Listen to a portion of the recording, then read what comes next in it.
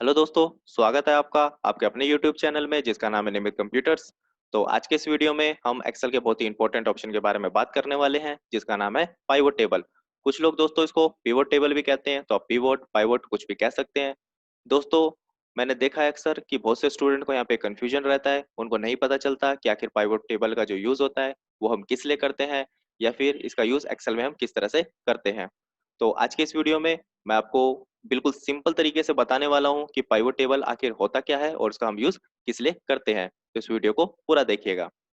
तो दोस्तों, सबसे पहले तो हम समझते हैं कि पाइवोट टेबल आखिर होता किस लिए है। तो पाइवोट टेबल जो होता है वो कॉम्प्लेक्स डाटा को, मतलब कि मिक्स डाटा को अरेंज करके देखने के लिए होता है। तो दोस्तों, जैसे आप देख सकते हैं मेरे पास यहाँ पे एक डाटा है, मतलब मेरे यहाँ पे एक एम्प्लॉय टेबल मैंने एक बनाया हुआ है जिसमें आप देख सकते हैं कि जो डेसिग्नेशन है वो ऊपर नीचे दिया हुआ है। मतलब कि अगर मैं मैनेजर की बात करूं तो ऊपर है नीचे है, मतलब ऊपर नीचे लिखा हुआ है। अगर मैं अकाउंटेंट की बात करूं तो वो भी ऊपर नीचे लिखा हुआ है। बिल्कुल इसी तरह दोस्तों, अगर मैं डिपार्टमेंट की बात करूं तो जो मेरा डिपार्टमेंट है वो भी मिक्स है, मतलब ऊपर नीचे लिखा हुआ है। कहीं ऊपर सेल डिपार्टमेंट है तो कहीं नीचे सेल डिपार्टमेंट है। तो दोस्तों, मुझे यहाँ पे इस डाटा को अरेंज करके देखना है, मतलब कि सिस्टमेटिक वे में देखना है। मैं चाहता हूँ कि जितने भी सेल डिपार्टमेंट वाले हैं एक तरफ हो जाए, जितने भी लाइन डिपार्टमेंट वाले हैं वो एक तरफ हो जाए, तो इस तरह से। तो डाटा को अरेंज करके, मतलब कि सिस्टमेटिक वे में देखने के लिए हम पाइवोट टेबल का यूज करते हैं। तो इस ऑप्शन का यूज करने के लिए दोस्तों, अब देखो इसका यूज कैसे हमें करना है। अच्छा दोस्तों, यहाँ पे आपको एक चीज का ध्यान रखना है कि जो ये टेबल है इसमें कहीं भी कोई कॉलम या रो ब्लैंक नहीं होना चाहिए। जैसे यहाँ पे इस तरह से एक रो यहाँ पे ब्लैंक है तो इस तरह से ऐसा नहीं होना चाहिए, या फिर इस तरह से कोई कॉलम ब्लैंक नहीं होना चाहिए, या फिर कोई सेल वगैरह भी इस तरह से ब्लैंक नहीं होना चाहिए। नहीं तो फिर पाइवोट टेबल आपका नहीं बनेगा, और बनेगा भी तो फिर गलत बनेगा। ओके दोस्तों, तो शुरू करते हैं। जैसे ये डाटा है मेरे पास जो मिक्स है, मतलब डेसिग्नेशन डिपार्टमेंट सब यहाँ पे मिक्स दिए हुए हैं, मुझे इनको अरेंज करके देखना है। तो आप पूरी टेबल को सिलेक्ट करेंगे, सीरियल नंबर से लेके आपको नीचे तक पूरा टेबल सेलेक्ट करना है। और दोस्तों, यहाँ पे एक चीज का ध्यान रखना है कि आपको फालतू सेलेक्ट नहीं करना है। बहुत बच्चे क्या करते हैं, यहाँ पे एक रो एक्स्ट्रा सेलेक्ट कर लेते हैं या फिर इस तरह से। तो जितना टेबल है आपको केवल उतना ही सिलेक्ट करना है। और यहाँ पे बहुत से स्टूडेंट्स को मैंने देखा है कि वो ऊपर हेडिंग से सिलेक्ट करने लग जाते हैं, यहाँ से जहाँ पे मैंने एम्प्लॉय टेबल लिखा है इस तरह से सिलेक्ट करने लग जाते हैं। तो दोस्तों, मैंने आपको बताया था कि कोई सेल इस तरह से ब्लैंक नहीं होना चाहिए।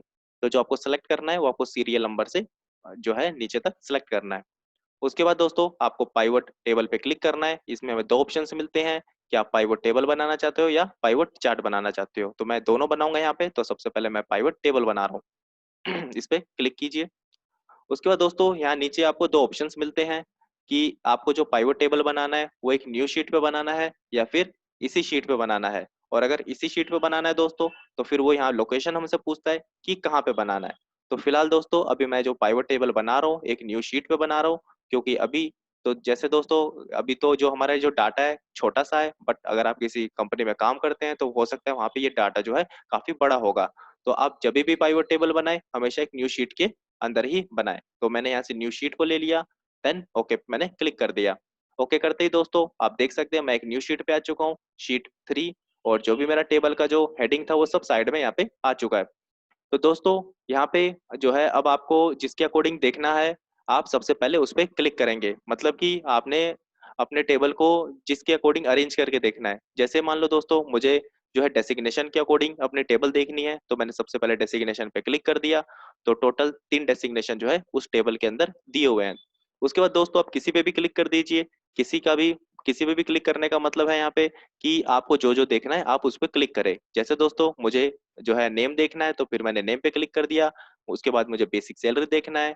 उसके बाद मान लो मुझे HRA, PF, ESI, बस इतना ही देखना है। तो आप देख सकते हैं दोस्तों, मैंने सबसे पहले डेसिग्नेशन पे क्लिक किया है। तो जो मेरा ये पाइवोट टेबल बन रहा है वो डेसिग्नेशन के अकॉर्डिंग बन रहा है, मतलब कि सबसे ऊपर अकाउंटेंट है, उसके अंडर ये सब लोग हैं, क्लर्क में ये सब लोग हैं, और मैनेजर में ये 3 लोग हैं। दोस्तों, इसी तरह अगर आपने डिपार्टमेंट के अकॉर्डिंग अपने टेबल को देखना है तो पहले आप इन सबको अनसेलेक्ट कर दीजिए, और जिसके अकॉर्डिंग टेबल देखना है आप सबसे पहले उस पर क्लिक करेंगे। जैसे मुझे डिपार्टमेंट के अकॉर्डिंग अपनी टेबल देखनी है तो मैंने सबसे पहले डिपार्टमेंट पे क्लिक कर दिया। तो टोटल 4 डिपार्टमेंट जो है टेबल के अंदर दिए हुए हैं। उसके बाद आप किसी पे भी क्लिक कर दीजिए। जैसे उसके बाद मैंने नेम कर दिया, सैलरी कर दिया, HRA, DA, या फिर अगर आपको सब कुछ देखना है तो फिर आप सब पे क्लिक कर दीजिए। तो आप देख सकते हैं दोस्तों, सबसे पहले मैंने डिपार्टमेंट पे क्लिक किया है, तो जो मेरा ये पाइवट टेबल बन रहा है वो डिपार्टमेंट के अकॉर्डिंग बन रहा है। मतलब कि लाइन डिपार्टमेंट में ये 2 लोग हैं, प्रोडक्शन डिपार्टमेंट में 2 लोग हैं, परचेज में ये और सेल में ये 3 लोग हैं। तो आप देख सकते हैं दोस्तों कि जो ये टेबल यहाँ पे बन रहा है वो अरेंज करके दिखा रहा है। जो हमारी पहली टेब जो हमारी जो टेबल थी ये ओरिजिनल वाली, इसमें तो डाटा जो है मिक्स था, मतलब कि जो डिपार्टमेंट था वो ऊपर नीचे लिखा हुआ था, बट पाइवट टेबल की मदद से आप अपने डाटा को अरेंज करके देख सकते हैं। तो यही इसका यूज होता है। उसके बाद दोस्तों, अगर आप कोई भी टेबल बनाते हैं तो ये उसका ग्रैंड टोटल आपको जरूर दिखाता है। ग्रैंड टोटल का मतलब होता है दोस्तों ऑल टोटल। उसके बाद दोस्तों, अगर मैं बाहर क्लिक कर देता हूं तो जो साइड में जो बॉक्स आ रहा था फील्ड लिस्ट का वो बॉक्स चला जाता है, और अगर मैं टेबल के अंदर क्लिक करता हूं दोस्तों तो ये जो फील्ड लिस्ट का जो बॉक्स है ये आ जाता है। या फिर मान लो दोस्तों मैंने ऊपर से इसको क्लोज कर दिया, तो फिर आप ऑप्शन में से भी जो है ऑप्शन में जाके अगर आप फील्ड लिस्ट पे क्लिक कर देंगे तो भी ये बॉक्स आ जाएगा दोस्तों। ओके, तो नेक्स्ट ऑप्शन की तरफ बढ़ते हैं दोस्तों। नेक्स्ट है उसके बाद हमारा पाइवट टेबल के अंदर ही एक दूसरा भी ऑप्शन होता है पाइवट चार्ट। तो पाइवट टेबल में तो दोस्तों सिर्फ टेबल टेबल बनता है, लेकिन पाइवट चार्ट में आपका टेबल और चार्ट दोनों बनता है। अगर आपको दोनों बनाना है तो इसके लिए भी सेम वही प्रोसीजर रहेगा। सबसे पहले आपने सीरियल नंबर से लेके नीचे तक पूरी टेबल को सिलेक्ट कर लेना है। उसके बाद आपको पाइवट टेबल में जाना है और यहाँ से पाइवट चार्ट पे क्लिक करना है। तो मैंने इस पे क्लिक कर दिया। उसके बाद यहाँ पे भी सेम वही चीज। तो देखो ऊपर जो दोस्तों ये है सेलेक्ट अ टेबल और रेंज, तो इसमें तो जो हमारी टेबल थी वो ऑटोमेटिकली जो उसकी रेंज है वो यहाँ पे सेलेक्ट हो चुकी है। अब नीचे भी यहाँ पे वही दो ऑप्शन कि आप एक न्यू शीट पे बनाना चाहते हैं या फिर आप जो पाइवट टेबल है वो इसी शीट पे बनाना चाहते हैं।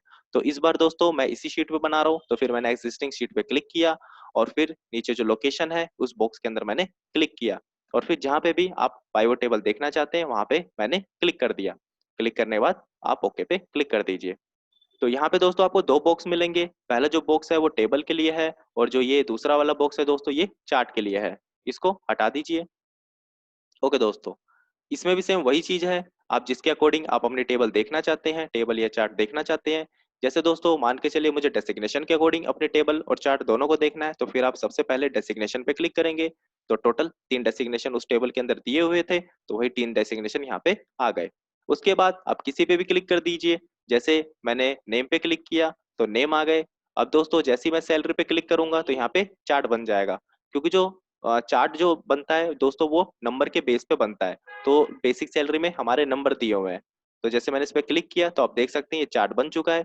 और दोस्तों यहाँ पे आप एक चीज और देखिए, जो चार्ट है उसको भी ये सिस्टमेटिक वे में दिखा रहा है। जैसे कि अकाउंटेंट में ये 3 लोग हैं, क्लर्क में ये 2 लोग हैं और मैनेजर में ये 3 लोग हैं। तो अगर मैं यहाँ पे कहूँ कि मैनेजर में सबसे ज्यादा सैलरी किसका है, तो मैनेजर में 3 लोग हैं, और इन तीनों में से सबसे जो बड़ा डंडा है वो सुनील का है, मतलब सुनील के ज्यादा सैलरी है। उसी तरह दोस्तों क्लर्क में यहाँ पे मुझे मोहित और ये दोनों बराबर ही लग रहे हैं, दोनों के 15,000 सैलरी है। लेकिन अगर मैं अकाउंटेंट की बात करूं तो अकाउंटेंट में रोहित की जो सैलरी है वो सबसे ज्यादा है। उसी तरह दोस्तों मैंने एचआरए पे क्लिक किया तो जो रेड डंडे हैं वो एचआरए के नंबर को दिखा रहे हैं, और अगर मैं डीए पे क्लिक करता हूँ तो जो ग्रीन डंडे हैं वो डीए को दिखा रहे हैं, डीए के नंबर को दिखा रहे हैं। तो दोस्तों ये आपका पाइवट चार्ट होता है, और ये जो है आपका पाइवट टेबल होता है। तो दोनों का ही काम डाटा को सिस्टमेटिक वे में दिखाने के लिए होता है। उसी तरह दोस्तों अगर मान लो मुझे डिपार्टमेंट के अकॉर्डिंग अपनी टेबल या चार्ट बनाना है, तो पहले तो आप सबको अनसेलेक्ट कर दीजिए, और जिसके अकॉर्डिंग आपको अपना टेबल और चार्ट देखना है आप उस पर क्लिक कीजिए। जैसे आप देख सकते हैं जो डिपार्टमेंट है वो मिक्स है, लेकिन मुझे यहाँ पे उसको सिस्टमेटिक वे में देखना है, तो फिर आप सबसे पहले डिपार्टमेंट पे क्लिक करेंगे। तो टोटल 4 डिपार्टमेंट यहाँ पे दिए हुए हैं। उसके बाद आपको जो जो देखना है जैसे नेम, सैलरी, एचआरए, डीए। ठीक है दोस्तों, या चलो मैंने नेम को हटा दिया, सिर्फ मैंने पहले डेसिग्नेशन पे क्लिक किया और फिर सैलरी पे क्लिक किया। तो आप देख सकते हैं दोस्तों यहाँ पे जो सबसे ज्यादा सैलरी है वो लाइन डिपार्टमेंट का है। अब मुझे देखना है कि लाइन डिपार्टमेंट में सबसे ज्यादा सैलरी किसका है, मतलब मुझे उसका नाम जानना है। तो फिर आप नेम पे क्लिक कर दीजिए। तो लाइन डिपार्टमेंट में सबसे ज्यादा सैलरी सुनील का है। तो लाइन डिपार्टमेंट में ये 2 लोग हैं, और इन दोनों में जो बड़ा डंडा है वो सुनील का है। ओके दोस्तों, तो दोस्तों ये हमारा पाइवट चार्ट होता है एंड ये हमारा पाइवट टेबल होता है। अगर आपने इसको हटाना है तो आप इस चार्ट पे क्लिक कीजिए और डिलीट का बटन दबा दीजिए। सेम अगर इसी तरह इसको भी हटाना है तो इसको आप सेलेक्ट कर लीजिए और फिर डिलीट का बटन दबा दीजिए। और अगर दोस्तों ये जो हमने न्यू शीट पे जो हमने पाइवट टेबल बनाया है इसको अगर आपने हटाना है, तो आप ये जो शीट 3 है आपने इसके ऊपर राइट क्लिक करना है और फिर डिलीट पे क्लिक कर देना है। बहुत बच्चे इधर उधर राइट क्लिक करने लग जाते हैं, तो ऐसा नहीं, आपने प्रॉपर इस शीट 3 के ऊपर ही राइट क्लिक करना है और फिर डिलीट पे क्लिक कर देना है। तो दोस्तों देखा आपने यहाँ पे कि जो पाइवट टेबल का काम होता है वो कॉम्प्लेक्स डाटा को, मतलब कि जो डाटा आपका मिक्स है, जो डाटा आपको ऊपर नीचे इस तरह से दिया हुआ है, उनको पाइवट टेबल जो है अरेंज करके दिखाता है। तो इस वीडियो में बस इतना ही दोस्तों, धन्यवाद।